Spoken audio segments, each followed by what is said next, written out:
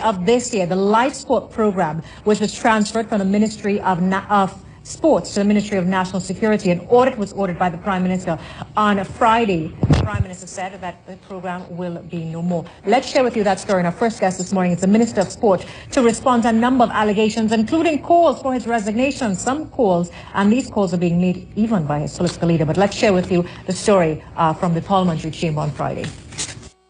We will not tolerate wrongdoing. We will not tolerate corruption.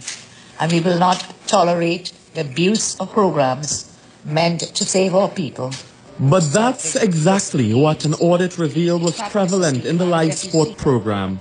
3 months after reports pointed to widespread corruption in the administration of the program, a Ministry of Finance investigation confirmed serious discrepancies. Procurement breaches, a deviation from the mandates of Cabinet, the involvement of some persons in criminal activities, fraud by suppliers, theft of equipment, breaches of the Proceeds of Crime Act, and poor control and monitoring by officers of the ministry.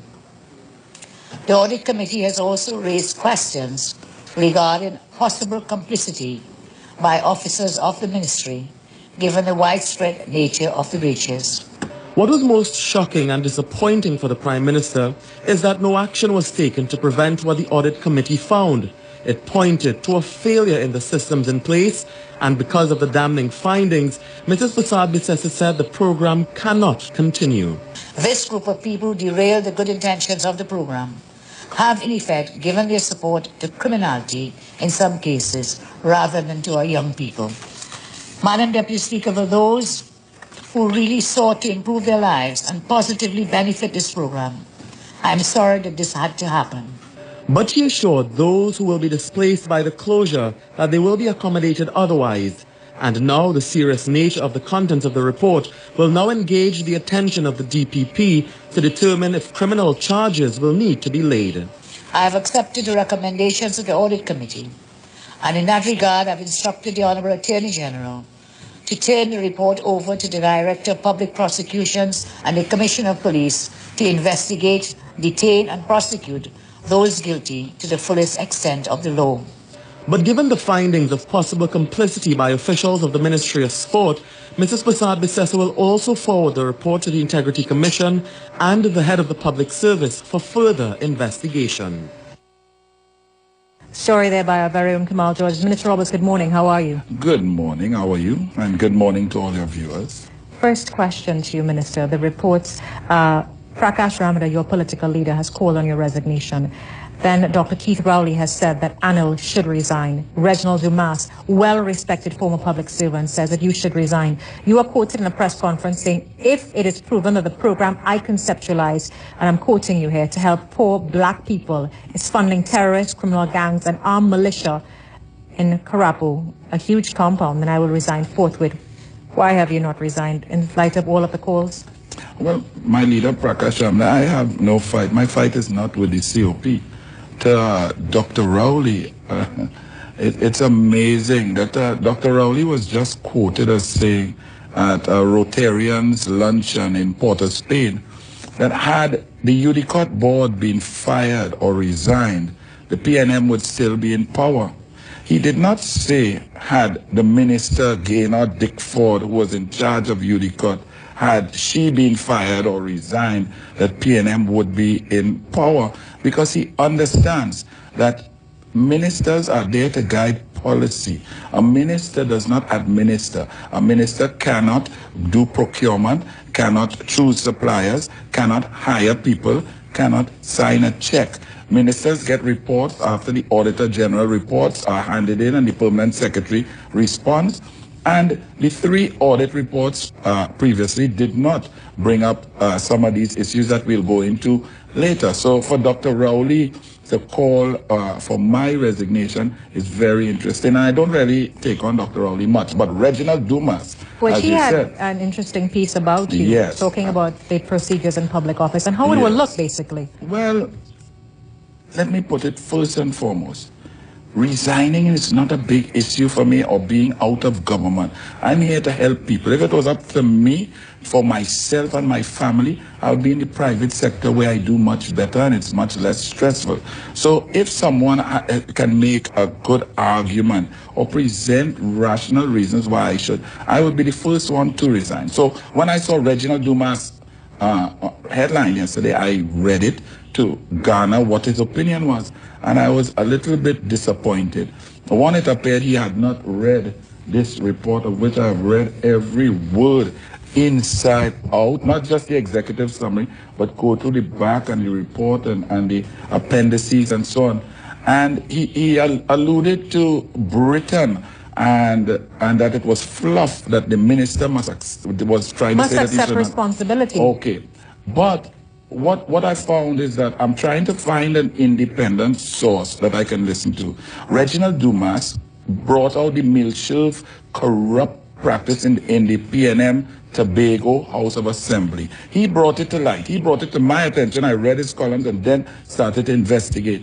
That was where the THA corruptly gave friends of the PNM and Dr. Rowley's choice for chairman of the PNM, Rahal, $320 million. But that matter has been resolved by the court. Hold on. No. You did not read the judgment, and that's where our trainees need to take our time. The matter resolved by the court was whether the THA could on its own go and get into a bolt arrangement. In the judgment, Justice Budu Singh said that the Milshelf Act, the Milshelf deal was illegal and went against the Central Tenders Board and the THA Act. It was illegal and went against the Central Tenders Board and THA Act. The THA, Orville London, and the Secretary for Finance were actually involved in that deal. And hold on, and Reginald Dumas, I checked all over, did not ask for any one of them to resign when they were responsible. Now, if he can find anything in here, you see there's some very serious things in here. There are serious things. The Prime Minister summarized the fraud, theft, the breaches of the Proceeds of Crime Act. And you also made the point that the minister isn't involved, but yet the headline of one paper today says it was Anil, $34 million for no work in LifeSport. Yes, and that's the Express, which is slowly becoming a weekly newspaper. When you read this story, it was Anil, big front page.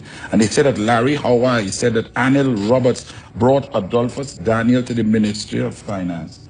Did the Ministry of Finance called upon the Ministry of Sport and the Sport Company to come to a meeting with their Director of Budgets, their Permanent Secretary, and the Minister to explain and to cut the LifeSport budget. So, the ministry officials brought everybody. The literacy and numeracy part is a big part of the budget. So if the Ministry of Finance calls on the Permanent Secretary, the ministry officials, and the sport company to say, what is this? Why do you need this money? And so on. The ministry officials brought the person who is in charge of the program to explain it. Not Anil. Anil did not bring anybody. And they just want to make a link for pure politics. And it's rather sad. Anil did not bring anybody. The Ministry of Finance requested of the Ministry of Sport and the Sport Company explanations on their budget to see where they could cut and where they could not cut, and that was part and parcel of that meeting. Minister Roberts, would you describe the LifeSport program following these allegations as corrupt? I would not describe the program as corrupt. I would describe some people as corrupt who were involved in the program. If you see, for example, the executive summary, you say widespread breaches of procurement practice. Okay.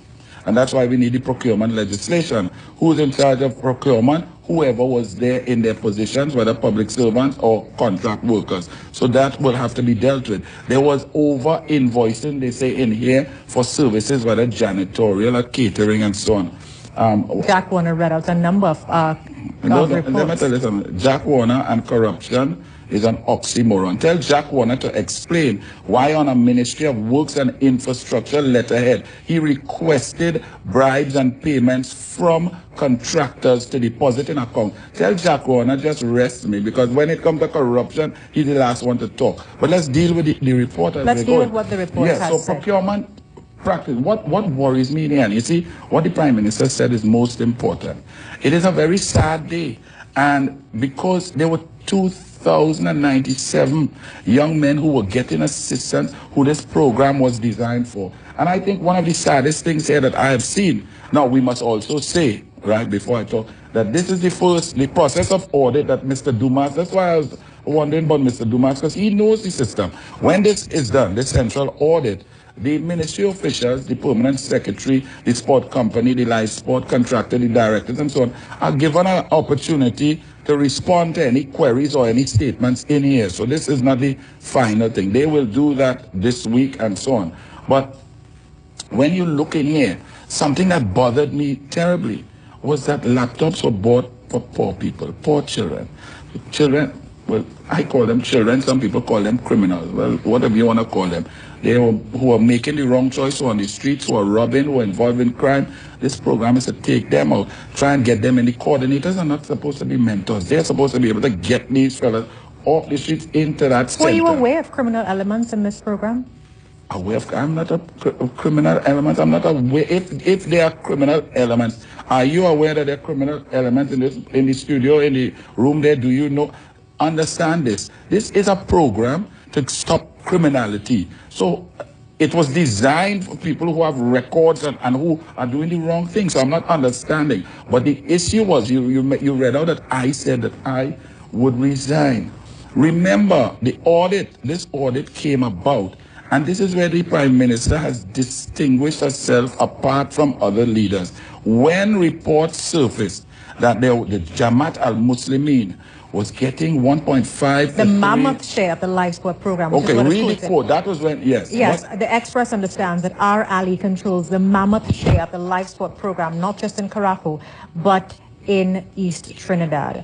The Express understands that Creed reportedly received threats from a known criminal he gave a $30 million contract to under the LifeSport program. Okay, are you funding criminality? Right. Is that program funding now criminality? that was the original Express report, right? Yes. And now you see that the 30 million that they're talking about has nothing to do with any Rajai Ali or any Muslimin. That is Adolphus Daniel of Daniel's Institute, and that's a legal matter, and the sport company will give you the timelines and so on in a press conference, and that looks like it's headed straight to court, where you are saying that you are in breach, and I am saying that I am saying you're in breach, and you saying I'm in breach, and it was back and forth. The legal advice there said that they were obligated to pay, and it's a contractual matter. It's sad, and it looks like it's headed straight for the courts to decide. However, you see the mischief. So you see $30 million contract, but that was Adolphus Daniel, who is not a Muslimin and is not a criminal.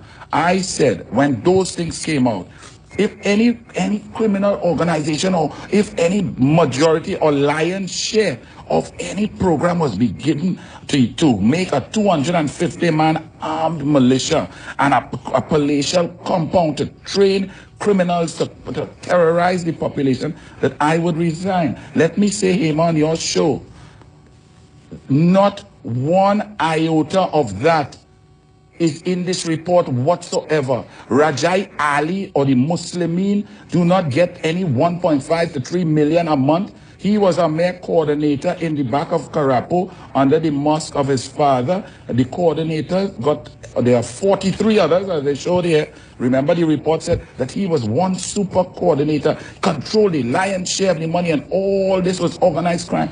Totally untrue. Dr. Rowley said, and Imbert said in Parliament, that there's a 250-man militia up in Karapu. Totally untrue by the audit. That there was an $8 million sports day for bandits to steal money.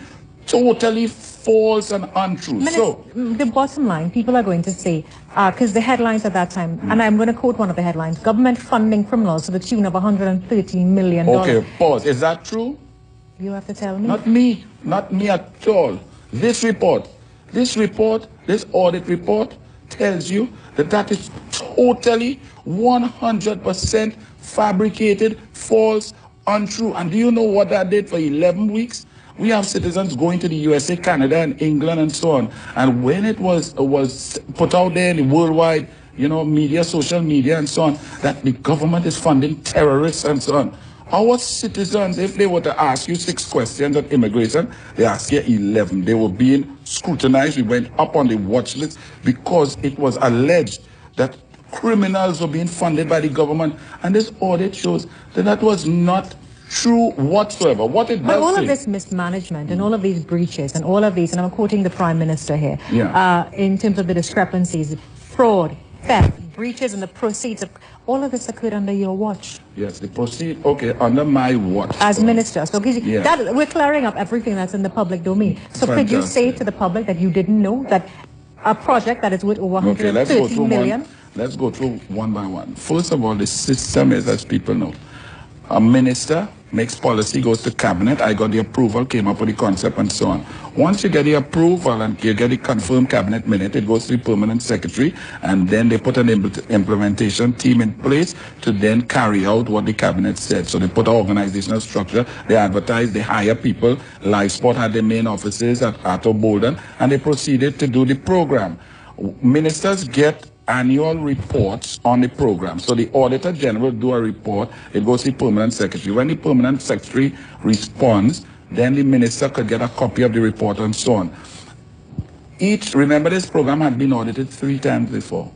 And 3 times before, theft of computers was not shown at any point in time, so the minister cannot know. Furthermore, if a minister micromanages and goes into procurement and to say who to hire, who to give contracts to, what price to pay, who to pay and when to pay, that is called interference. So people, you cannot have it both ways. You cannot say that a minister cannot actively be involved in management. If he is doing that, he's overstepping, he's micromanaging, and he's abusing his power. You cannot say that on one hand, and then when the people who are left to do their jobs do it wrongly, you want the minister to resign. Furthermore, in the history of Trinidad and Tobago, with all due respect to Dr. Rowley, is he stating that if there's a diesel racket and people are stealing diesel, that the Minister of Energy must resign? Or in the IPO, when the First Citizens Bank IPO went and some men in the bank did something wrong, the Minister of Finance should resign? It's a ridiculous argument. And let me just make it clear. I'm not one to stand, fight and sit down here for any need or thirst or lust for power. And for the fact of the matter is, absolutely nothing in the audit points to the minister involvement. That's what the Express is trying to do, the PNM Express that produces Clarence Rambarat and Selwyn Ryan and Suniti Clarence Marat. Rambarat did say that the LifeSport program was the one that broke the camel's back. Clarence Rambarat was writing for the PNM since 2010. Well, the LifeSport did not exist till 2012. He's not here to defend himself. He's not here to defend himself. Let Clarence Rambarat worry about himself and gypsies. The Express would not even pretend to be balanced by putting one columnist who is amenable or fair towards the People's Partnership. Minister Roberts, when you were in private life, you stood up against corruption. Yes. If you were not in government and you heard of these stories, what would you think? But excuse me, when you understand this, the Prime Minister heard allegations. These allegations have been proven false, but as soon as she heard the allegations 11 weeks ago, she called for first immediate action, a removal of the program to the Ministry of National Security, a transfer of it. Then she said, audit, I want to find out the truth. She got the audit and she's passed it on to the DPP Integrity Commission. Where else? What other prime minister? All the talk Rowley is talking. Has he made a comment about the meal serve corruption, 320 million? Has he put in place a report on the slapping incident in Balize House? Why is Reginald Dumas, well, not Reginald Dumas, the other Dumas, Stretch Dumas, why is he working at the THA even though he's convicted of a grievous assault? So Rowley cannot compare himself to the Prime Minister. The Prime Minister has investigated and shown. Now, Gary Griffith is quoted as in several interviews saying that he's aware that he raised these concerns before. So did he raise these concerns to you before of the possibility of wrongdoing in the LifeSport program? I have absolutely nothing to say. I have been told and I've been buffed. I have nothing to say about Gary Griffith. Let us talk about the report. You talked about criminality, right? I said okay, because I said I would resign if the LifeSport program was funding terrorists. $1.5 to $3 million going somehow into the pocket of Jamaat al-Muslimin to terrorize people and so on. I would resign immediately.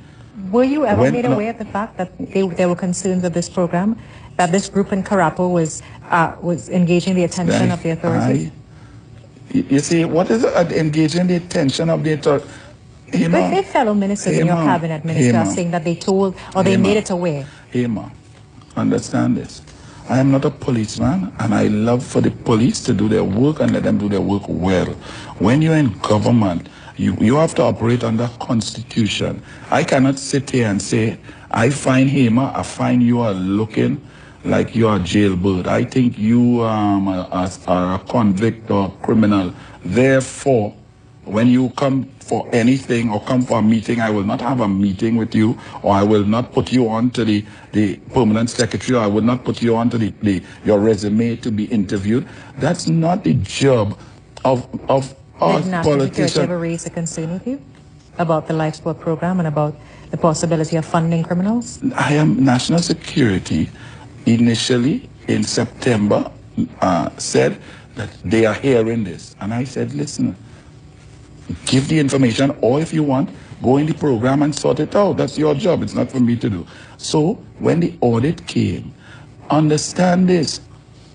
Whether national security is aware or monitoring individuals and so on, that's their job. And whoever does wrong things, they have a judicial system, arrest and convict, go in jail.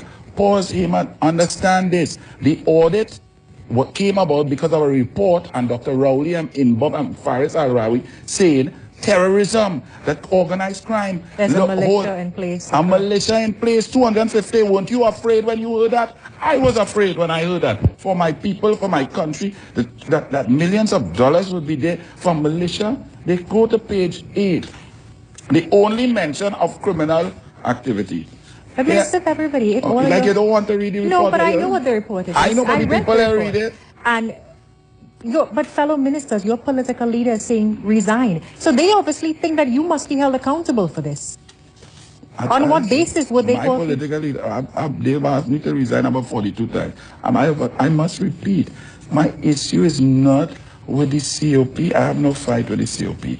I am going to stay here and ensure that Dr. Rowley and the corrupt PNM do not ever come back into the hallowed halls of power.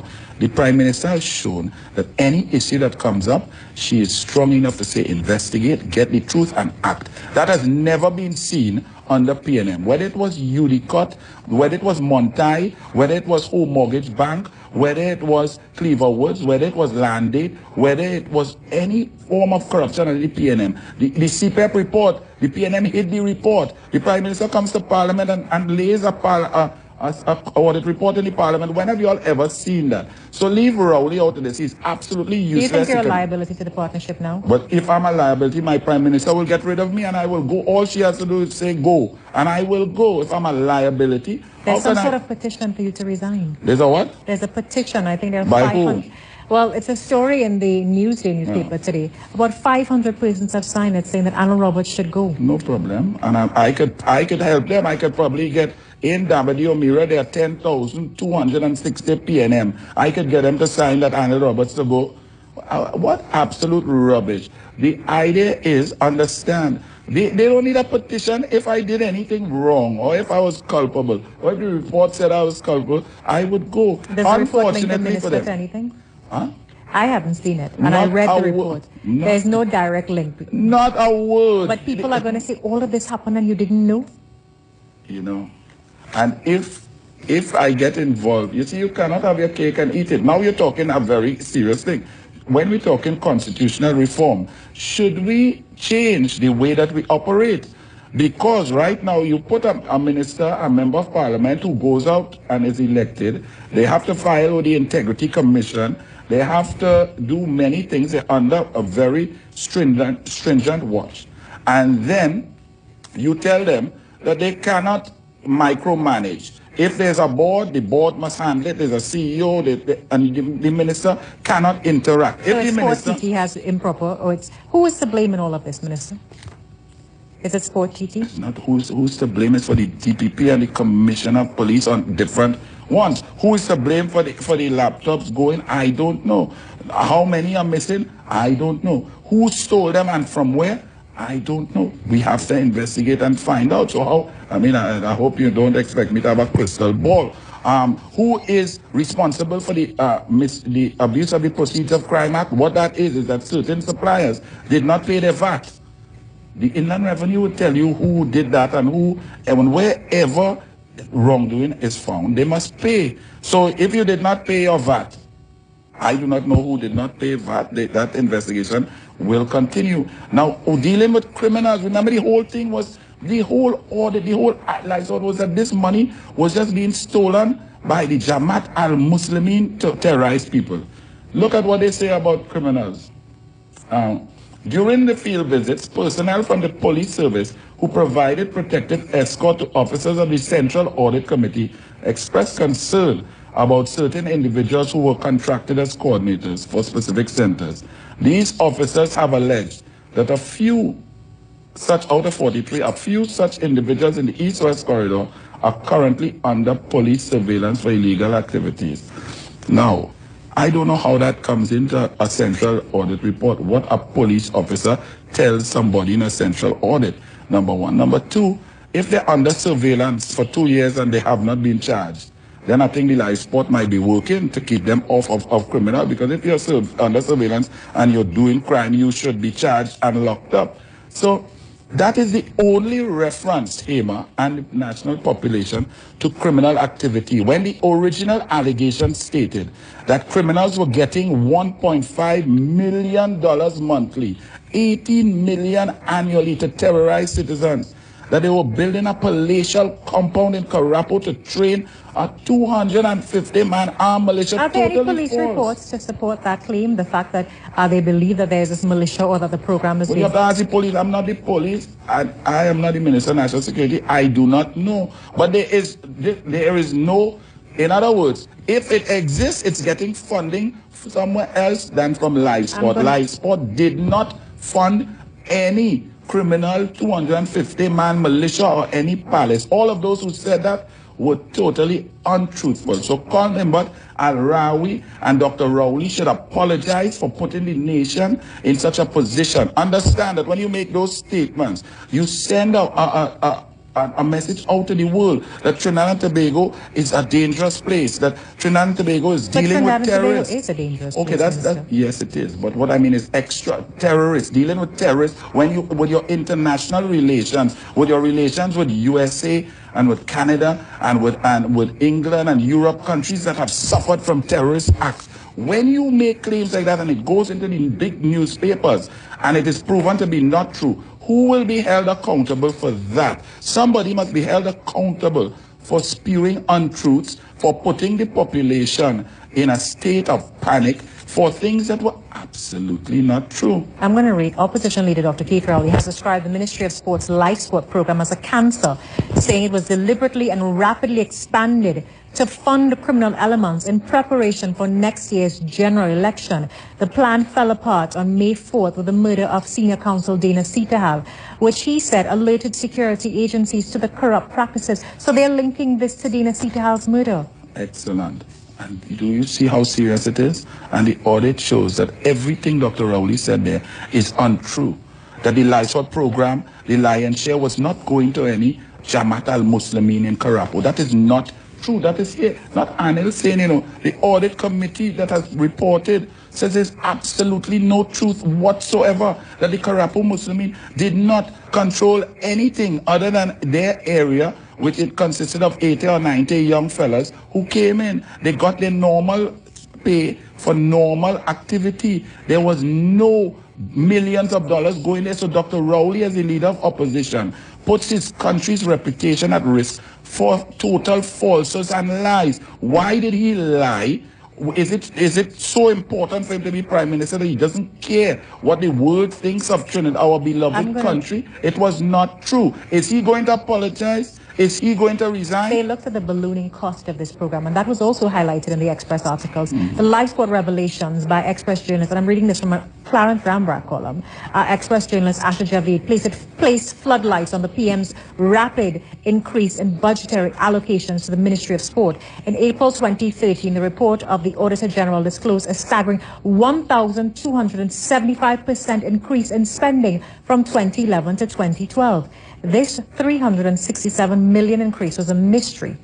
No, it was not a mystery. And you see, when people do not understand the system, when you go to cabinet and you get a program approved, there are things that have to take place which do not cost as much as when the program is running. So the initial 6 million would have been to get the implementation team, for them to do an organizational structure, get it approved by cabinet, and then when it starts rolling, you then hire your staff of 100 people. Then you get your 43 coordinators. You get your 1,980 at that time, and up to 2,097 human beings involved in the program. That the costs go up. It's that So you're simple. saying that's a normal procedure? Absolutely normal. If you start an idea from scratch, it starts with concept, organization, strategic planning, and then when it's ready, you start roll out. When you roll out and your human resource capital moves from 10 people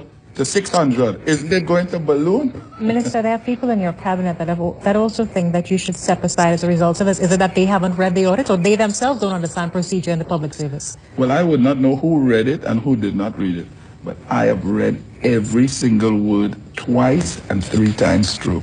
And what worries me, and please keep in mind, ladies and gentlemen, that the ministry officials still have to respond. So, because there's some things in here, for example, even the 34 million e-beam contract, they say that it was Ministry of Sport. It was not. That was handled by the sport company. So they have little things in here that need correcting. So it is a sport company. If I look at the procurement processes and all of this program was done under the sport company at Trinidad and Tobago. The payment, well, yes, it was a combination. The sport company, as they define it, was used as the payment arm. But even in here, for example, let me just say. We'll have to take a quick break, Minister. Okay. When we come back, we will continue our discussion. We will... Welcome back to Trinidad and Tobago. This is a quick update. This event that UTT is holding, and that is with Malala, will be on Wednesday, and that's going to be at Napa, and the venue has been shifted from the Atabolan Stadium. So just a quick update. If you're attending the event, it's going to be at Napa and not at the Atabolan Stadium. Well, at this time, we are continuing our discussion with the Minister, and this is Minister Anil Roberts. Minister, I have to ask you a question. This is something we received on social media, and I'm not going to misquote it. This is, let me read it exactly. Hema, can you ask the minister if it is that he is taking absolutely no responsibility at all for the LifeSport program and what occurred under his watch? Well, that's an interesting question. I take full responsibility to those 2,097 young men who are now without hope, without a program.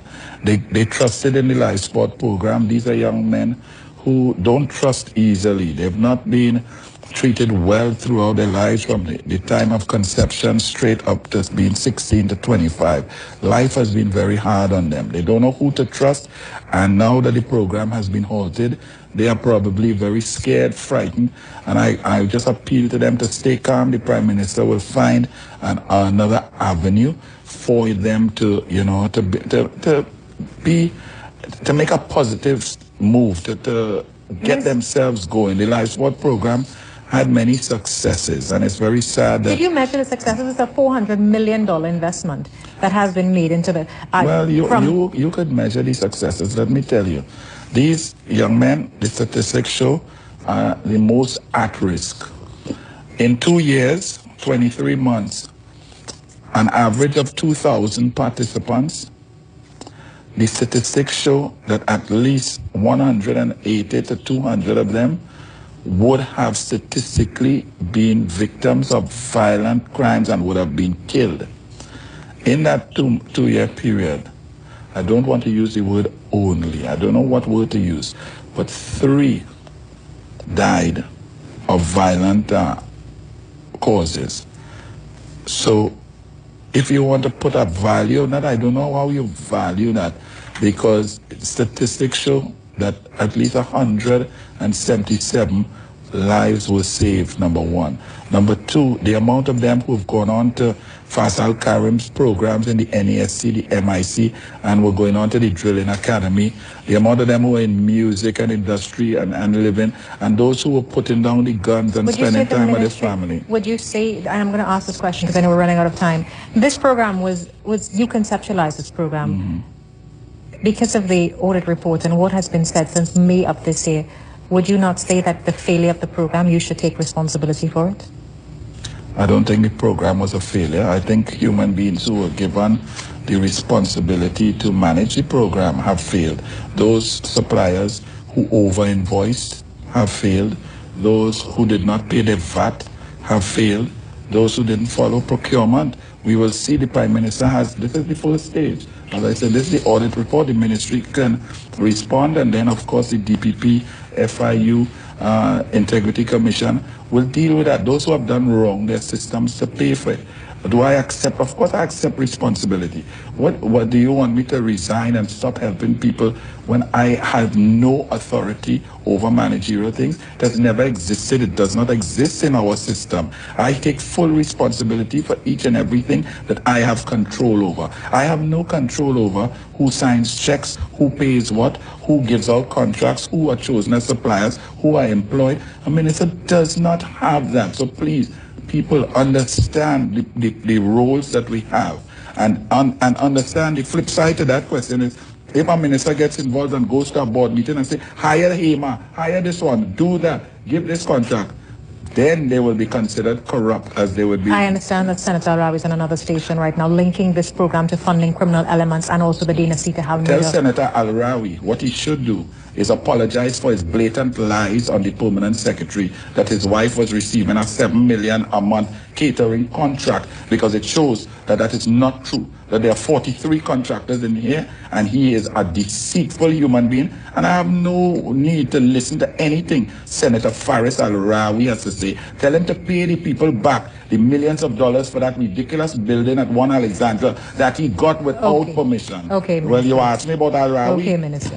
All right. We're wrapping this interview, your closing comments, life after LifeSport, and also, Minister, some activists who are connected to your party say that you will be the downfall of this partnership, that they will start to bleed and you are the one that inflicted the wound.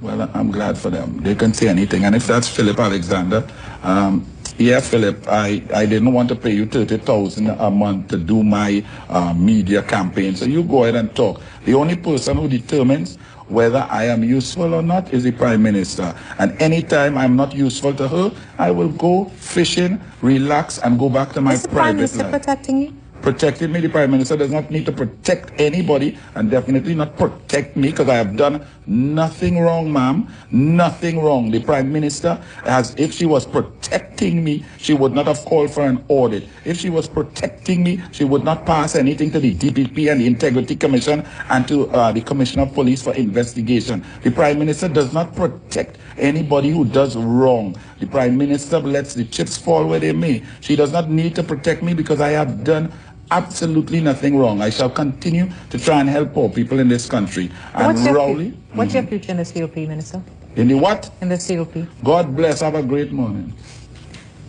And did you go to cricket? Who did you support in cricket? Well, I support all the teams because Trinidad and Tobago's players are all across the board. I really find the Talawas are playing good, but they cannot play without Sunil Narayan. I think the two Bravos are in fantastic form, rich vein of form, and that final six by Darren Bravo, I'm glad to see that after 6 months of pressure, he is back to his brilliant ways. It is exciting franchise cricket. Go and support it. Exciting. It's going to the So final. who did you support? Did you wave the red, white, and black flag? I supported all my Trinbagonian players who play for Talawas, who play for Trident, who play for Red Steel. Those are my players. I support all. We'll take a very short break. When we come back, we'll have more for you. This is the Morning Brew on Hema, Ramkissoon.